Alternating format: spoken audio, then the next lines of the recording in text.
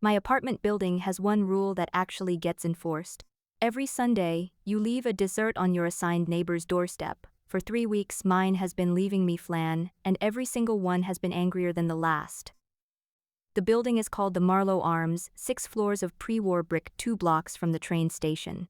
The dessert rule sits right there in the bylaws, wedged between the ban on subletting and the 10 p.m. noise curfew. It exists because of a woman named Edith Marlowe, who owned this building for almost 40 years and wrote the rule herself after something happened in Unit 4X that she never fully got over. Edith's husband Walter died alone in that apartment on a Thursday.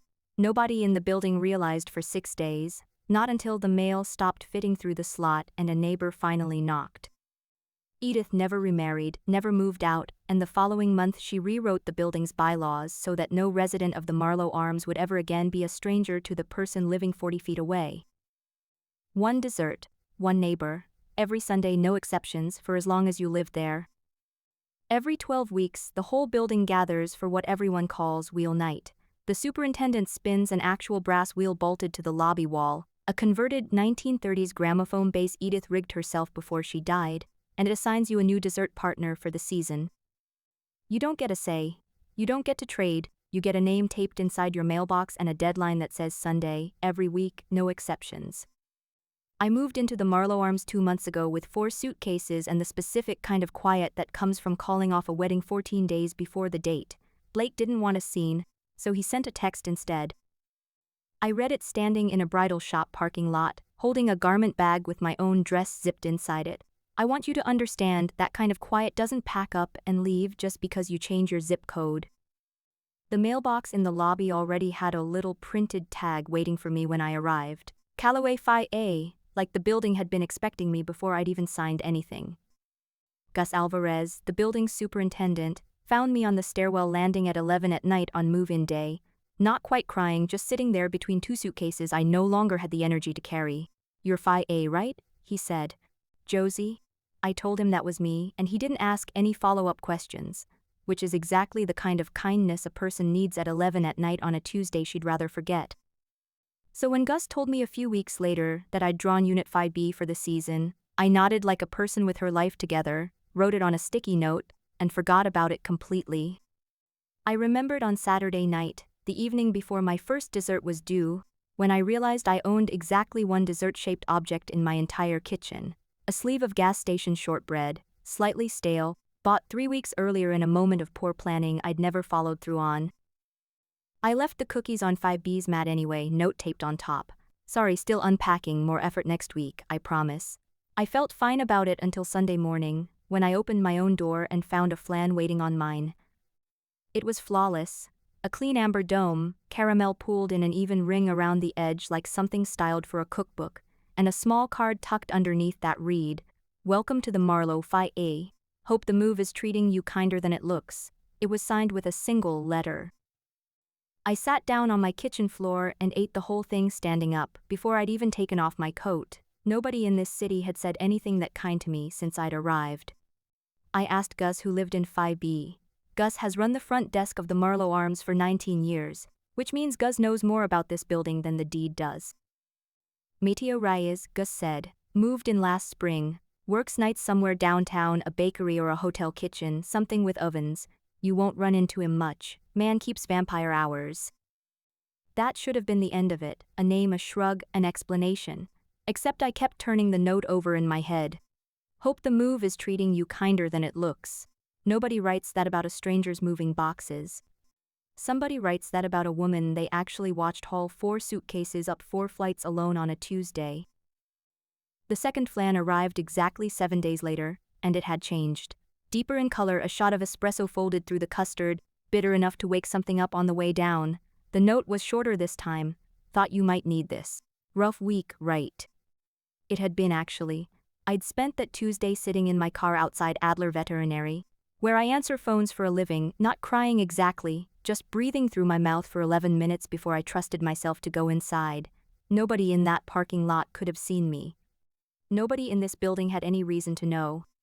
I told myself it was a coincidence. That night I called my sister Nora and described the whole thing in exhaustive detail, the espresso, the note, the impossible timing. Nora has known me since we shared a bedroom, which means Nora has never once let me get away with underselling a situation. Josie, she said, after a silence just long enough to worry me, that is either the beginning of a very good love story or the opening of a true crime documentary, and I need you to tell me which one it feels like. I told her I didn't know yet. She told me to keep the notes just in case, and then, more gently, asked how the Blake situation was sitting with me 2 months out. I told her it was sitting fine, which was the kind of lie you tell a sister at 11 at night so she doesn't drive 4 hours to check on you. Some quiet doesn't want company, it just wants to be left alone until it's ready to talk. 2 nights later, restless and still turning Nora's question over in my head, I made the exact kind of joke a wiser person would have kept to herself.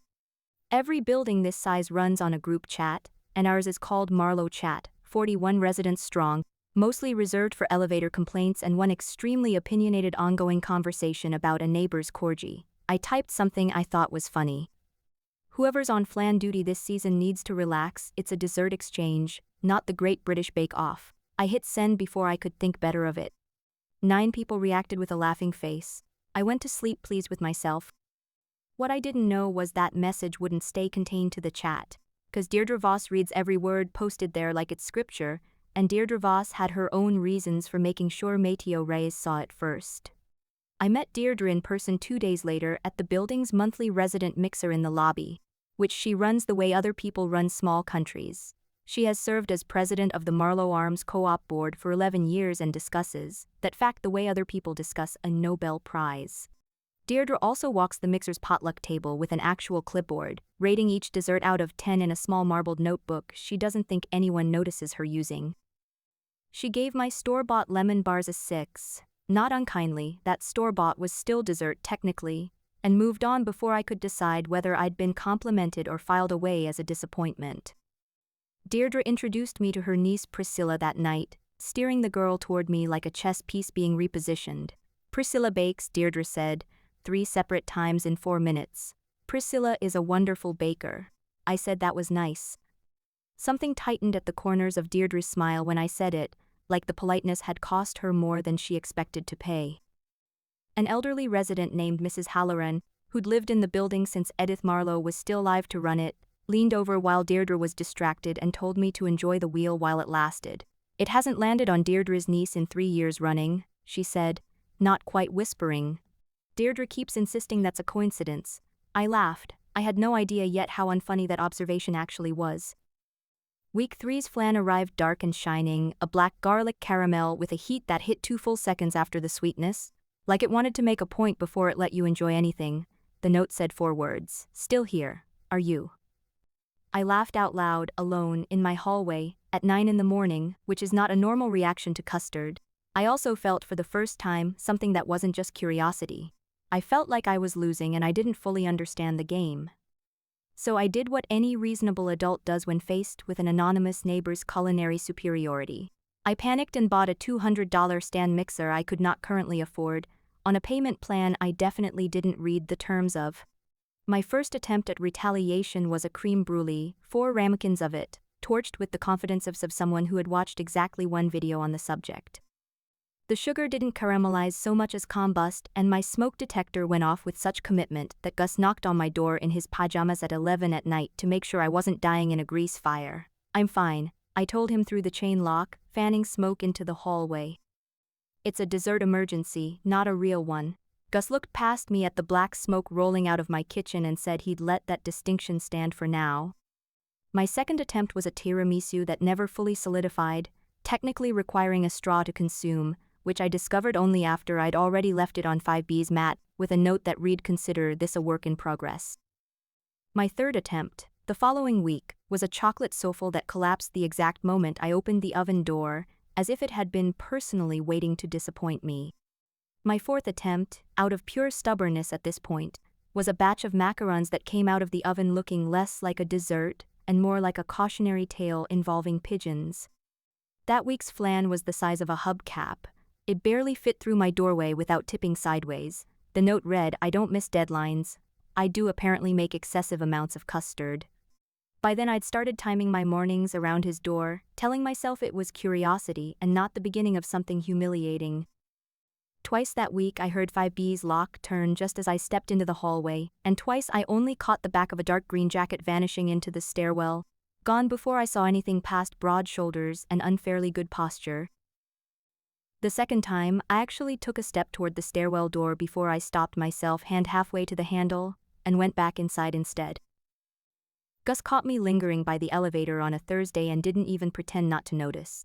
"You could just knock," Gus said. I could, I agreed, and did not. I told myself I liked the mystery. The truer, less flattering version was that I'd been very good at not finding out how things end, ever since the last ending found me first by text message in a parking lot 14 days before I was supposed to wear white. Week 5, there was no note at all, just 2 initials burned straight into the caramel with what must have been a kitchen torch. MR. I stood in my hallway at 7 in the morning staring at a stranger's signature scorched into my breakfast, and for the first time, the joke stopped feeling like a joke. It felt like a man I had never met was trying to tell me something, and I had no idea what. I finally pushed Gus for real answers, mostly because I'd started noticing a detail I couldn't explain away. Every single flan had the same finishing touch, a thin spiral of burnt sugar swept across the top edge like a signature. I'd started seeing that exact spiral somewhere else too, on a laminated card in the lobby advertising a downtown hotel restaurant's dessert menu, credited to a pastry chef whose photo looked younger, thinner, and was holding a trophy I didn't recognize. I looked the restaurant up that same night and found myself standing outside it 2 days later on my lunch break, close enough to read the specials board, telling myself I was just curious about the menu. I stood there for 11 minutes, the exact same 11 minutes I'd once spent breathing through my mouth in a parking lot, before I lost my nerve completely and walked back to work without going inside. "Gus," I said, back at the front desk that evening, "what happened to Mateo Reyes 6 years ago?" Gus went quiet in a way Gus doesn't usually go quiet. "Television competition," he said finally. "A big one. Man was 24 years old and about to the whole thing on national television, and then he didn't. Hasn't baked for a stranger since, not once, not until he moved in here." That should have felt like an answer. Instead it opened 3 new questions where one used to be. Why start again now? Why me specifically, out of everyone in this building? And why, when I mentioned offhand that I'd moved in on a Tuesday nobody else could have witnessed, did Gus's eyes flick toward the lobby's old security camera and away again, like he was deciding whether a woman crying alone on a stairwell landing was his story to tell. The Sunday after that, a flyer went up under the Marlowe Wheels glass case.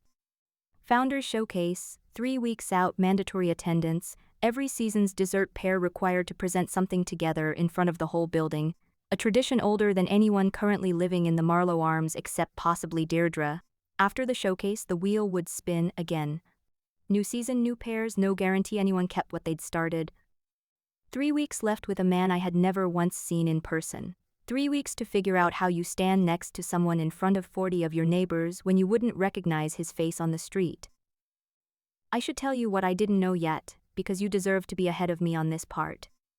Deirdre Voss had rigged that wheel for 6 seasons running, filing down one specific brass peg so pairings landed exactly where she wanted them, and what she wanted every single season was her niece paired with the one unmarried man in the building who could actually bake.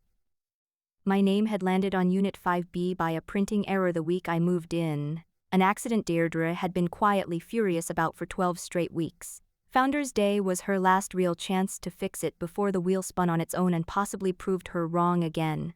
2 days before the showcase, Deirdre climbed 4 flights to 5B with a printout of my joke from the group chat. Except by the time it reached her it had grown teeth. "She's been laughing about your flans with half the building," Deirdre told him. Called it pathetic, a grown man trying that hard for someone who won't even show his face. "I thought you should know before you embarrass yourself any further." None of that was true.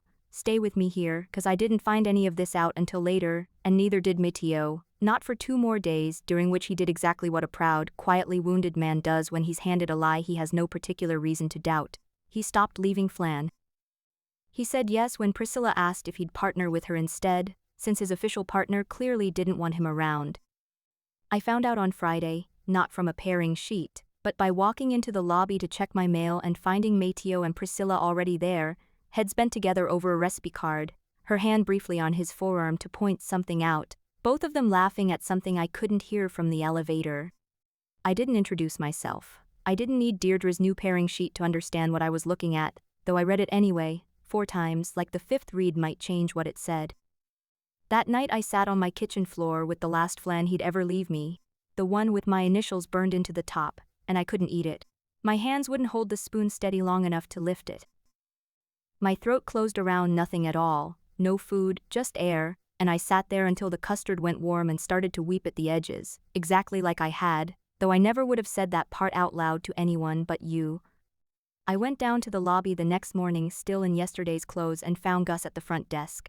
I asked him straight out if he knew why Mateo Reyes had gone silent. Gus looked at me for a long moment, the kind of look a man gives you when he's deciding whether 19 years of staying neutral is worth breaking for one tenant. Then he told me everything, the file-down peg on the wheel, Deirdre carrying a printout up to 5B on Wednesday afternoon. Raised voices through the door 20 minutes later, Mateo's voice saying that's not what she said, that's not what happened, Deirdre insisting he was better off knowing the truth. Then, quieter, Gus told me the thing he'd almost told me 3 weeks earlier and hadn't. Mateo had asked about me the week I moved in, before the wheel had paired us at all, because Gus mentioned a woman on the 5th floor sitting on the stairwell landing at 11 at night with 4 suitcases, and nobody to help her carry them. Mateo went up anyway, later alone, and left a note under a door that wasn't even officially his to leave one under, 3 full days before the wheel spun and made his assignment for real. I sat down on the lobby stairs because I didn't trust my legs to hold me standing. Every flan, every ridiculous, escalating, increasingly furious flan, hadn't been a joke or a war or a stranger being strange. It had been a man trying to reach someone before he'd technically been given permission to, and then getting handed a lie specifically built to make him stop. I found Priscilla before I found Mateo, actually waiting outside her aunt's unit that same afternoon, arms crossed, clearly working up to something.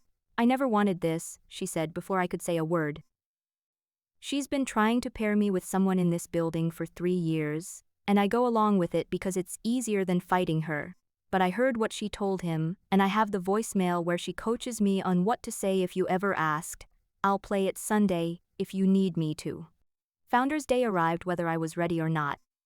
The lobby filled with folding chairs and paper plates, 40-some neighbors settling in, someone's corgi weaving between table legs looking for dropped crumbs, the whole room smelling faintly of a dozen competing desserts nobody had gotten to try yet.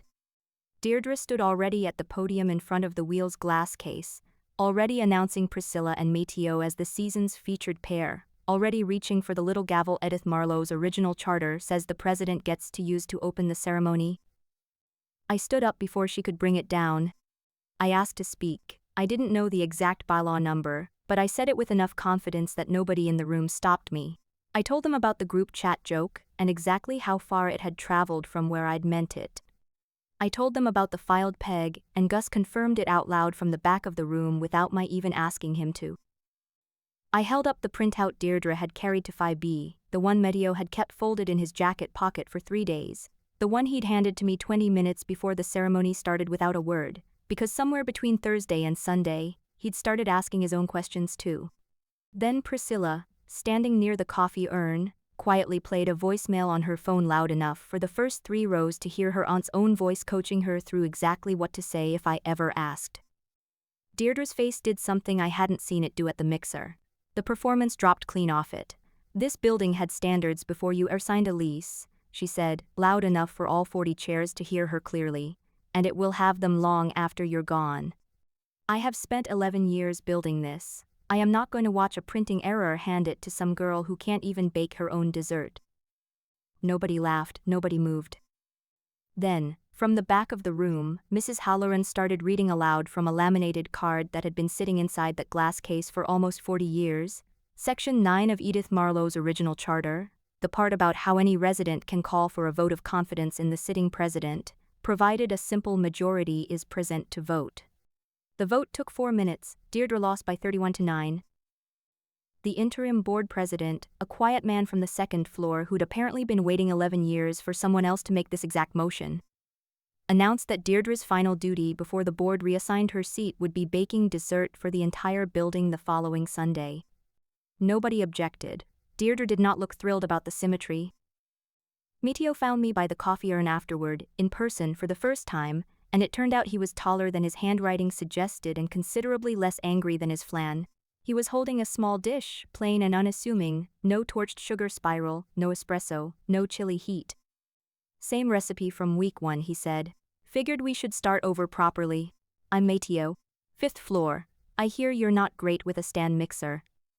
I hear you don't miss deadlines, I said, and he laughed, actually laughed. The first time I'd heard it in person, after 3 weeks of imagining what it might sound like over an unnecessarily aggressive amount of black garlic caramel. Somebody in the back reminded the room that the showcase technically still required a presentation. Rules were rules, so Mateo and I stood in front of 40 neighbors and did the only thing that felt honest.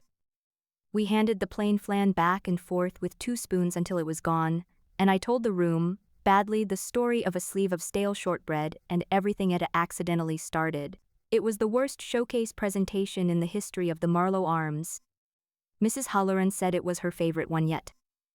Priscilla, for what it's worth, looked deeply relieved to be released from the whole arrangement, and left the mixer early with the guy from the 3rd floor, who'd been finding reasons to stop by the front desk and ask which unit she lived in. The wheel spun again 3 weeks later, the way it always does every season, brass gears turning under glass while the building watched to see whose name would land where next. Mateo and I didn't need it to tell us anything anymore. We'd already started leaving dessert on each other's doorstep, every Sunday whether the bylaws required it or not, and every single week, without fail it was flan. Calmer, but flan all the same, because some habits don't end just because the reason you started them turned out fine. Turns out the angriest flan I've ever eaten in my life was the closest thing to a love letter I'd gotten in 2 years, and I would take that trade again every single Sunday for the rest of mine. 2 months after that flan on the coffee urn, Nora finally made good on her threat to check on me in person. She showed up on a Saturday with an overnight bag and 0 advance warning, which is very on brand for her, and found Mateo standing in my kitchen elbow deep in a batch of dulce de leche he swore would finally fix my chronic undercooked caramel problem. Nora took one look at him, one look at me, and said out loud in front of him that she owed the group chat an apology for ever doubting this was a love story. Mateo asked what group chat. I told him that was a story for another day and changed the subject before Nora could volunteer any further details from the group chat or from several years before it. She stayed the whole weekend, mostly in my kitchen, watching Mateo work with the kind of open suspicion older sisters reserve for anyone claiming to be good enough for their little sister. By Sunday afternoon she'd downgraded the suspicion to something closer to genuine approval, which from Nora is roughly equivalent to a standing ovation. He alphabetizes his spice rack, she told me privately, in the hallway, like she was reporting classified information. That's either a red flag or the best thing I've ever heard about a man you're dating. I haven't decided which. I told her it was the second one, she didn't argue. That same weekend, Mateo finally taught me to make flan properly, standing behind me at my own stove with his hands loosely over mine on the whisk, walking me through the exact moment the sugar turns from gold to amber, and how many seconds you have after that before it turns into something you can't come back from. I burned the first batch anyway, out of nerves more than skill, and he laughed so hard he had to sit down on my kitchen floor, in the exact spot where I'd once eaten his second flan standing up, coat still on, before I even knew his name. You did that on purpose, I told him, to make me feel better about the creme brulee incident. I really didn't, he said. You're just legitimately terrible at this. Then he kissed the side of my head, took the ruined pan out of my hands, and started the whole batch over without a single complaint, which is when I understood, more than at any point during 3 weeks of increasingly furious custard, exactly what I'd been handed on that first Sunday, and hadn't recognized yet. He told me the rest of it properly a few weeks after that, sitting on my fire escape with 2 mugs of coffee going cold between us. 6 years ago, he said, he'd stood in front of 3 judges and a live studio audience and completely frozen, forgot his own recipe halfway through plating, something that had never happened to him once in 11 years of professional kitchens. He hadn't lost because the dessert was bad. He lost because somewhere between the walk-in fridge and the judge's table, he'd let himself believe winning was the only thing that would make him worth something, and his hands had simply stopped working under the weight of that. I asked him why flan, specifically out of everything, was the thing that finally brought him back. Flan doesn't forgive a coward, he said. You either commit to the caramel past the point where it's still safe to stop, or you end up with something too pale to matter. He'd spent 2 years standing in his own kitchen, too scared to commit to anything past the point where it was safe to stop, and then Gus mentioned a woman on the 5th floor who'd hauled her whole life up 4 flights alone, and something about that made the risk feel worth taking again. Deirdre still lives in the building, 4 floors down from Priscilla, though the board reassigned her to overseeing the recycling schedule, a position with considerably less ceremony and absolutely no gavel. She still carries the marbled notebook to the mixers, still rates the potluck table out of 10 when she thinks no one's watching, and gave my second attempt at Dulce de Leche a 7 the following month, which Mateo insists is the closest thing to an apology we are ever going to get out of her. Priscilla and the guy from the 3rd floor, whose name turned out to be Owen, got engaged 4 months later, right in the lobby, directly in front of the Wheels glass case. It felt less like a coincidence and more like Priscilla making a very specific point to her aunt, without saying a single word about it. Deirdre attended, rated the engagement cake a 9, the highest score anyone has ever gotten out of her in the history of that marbled notebook, and nobody in the building has let her forget it since. Gus got a flan of his own that season too, the first anyone had ever left him in 19 years of running that front desk. Plain custard, no torch sugar, no chili, just a note that said thank you for not asking follow-up questions at 11 o'clock at night. He kept the dish. It still sits on the front desk where the pen cup used to be, and he pretends not to notice when people ask him about it. Somewhere in the paperwork the board dug up during Deirdre's removal, somebody found an old photograph tucked behind the Wheels glass case, curled at the edges, never framed. Edith and Walter, standing on the front steps of the Marlowe Arms the year they bought the building, each of them holding a dessert plate, neither one quite smiling, just looking at each other like the rest of the street had gone quiet around them. Nobody on the current board had ever seen it before. It's framed now, hanging just above the wheel, positioned so you can't spin one without seeing the other. The receptionist who covers weekend shifts with me at Adler Veterinary still asks about him sometimes, mostly because I spent an entire Tuesday afternoon last year describing a mysteriously aggressive flan to her instead of actually working the phones. I told her a few weeks ago that the flan situation had fully resolved itself. She asked if resolved meant married yet. I told her to mind the phones and didn't actually say no. Blake texted me once, around month 3, out of nowhere, some vague line about hearing I'd moved and hoping I was doing okay. I looked at it for exactly as long as it took to read, which was considerably less time than I would have guessed, and then I set my phone face down on the counter and went back to helping Mateo argue with a batch of caramel that refused to set. I never wrote back. Some doors, it turns out, close so quietly you only notice they've shut when somebody tries the handle later and finds it locked. The wheel turned for a new season last week, same brass gears, same glass case, same 40-some neighbors holding paper plates and pretending they weren't nervous about whose name would land where. Mateo and I watched from the back of the room, already paired with each other in every way that actually mattered, and when the newest assignment landed on a shy tenant who'd just moved into 2F, I watched her face do exactly what mine must have done 14 months earlier, standing over a sleeve of stale shortbread. Somewhere near the podium, Gus caught my eye and didn't say anything. He didn't have to. That's the part nobody warns you about when a building full of strangers is forced to share dessert once a week. Sooner or later, if you're lucky, one of them stops being a stranger, and it never once announces itself as anything but an increasingly aggressive flan.